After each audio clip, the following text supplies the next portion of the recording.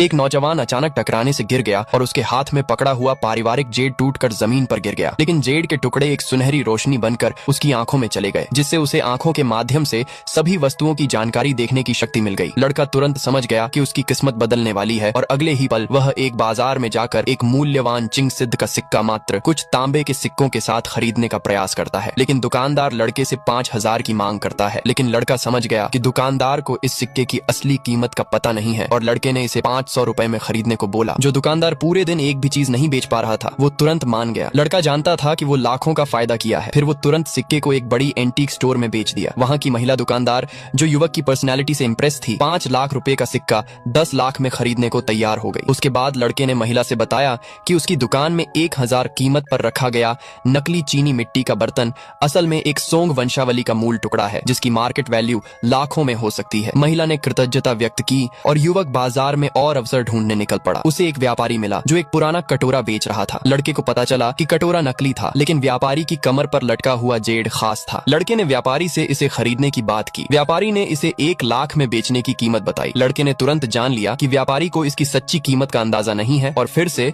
सिर्फ 500 का प्रस्ताव दिया। पहले व्यापारी राजी नहीं हुआ, लेकिन लड़के के चले जाने की ओर बढ़ने पर उसने सौदा कर लिया। ट्रेड के बाद व्यापारी को अपनी चालाकी पर गर्व था, क्योंकि उसने बस RS5 में खरीदा था। लेकिन लड़का जानता था कि वह जेड का असली मूल्य 10 लाख के आसपास होगा। लड़का तुरंत वही जेड लेकर उसी महिला के दुकान के पास गया। उससे पूछने से पहले महिला ने उसकी काबिलियत की तारीफ करनी शुरू कर दी और उसकी मदद के लिए धन्यवाद दिया। लड़का अब जेड की कीमत जानना चाहता था। महिला ने एक नजर डालते ही जेड की कीमत 10 लाख बताई, जो युवक को ठीक लगी और उसने तुरंत उसे बेच दिया। महिला लड़के की दृष्टि से इतनी इंप्रेस हुई कि लड़के को स्टोन मार्केट में उसके साथ जाने को बोला और लड़का भी मान गया, क्योंकि उसे स्टोन मार्केट को और ज्यादा अच्छे से जानना था। और फिर मार्केट में क्या हुआ, ये जानने के लिए कमेंट में पार्ट 2 लिखिए।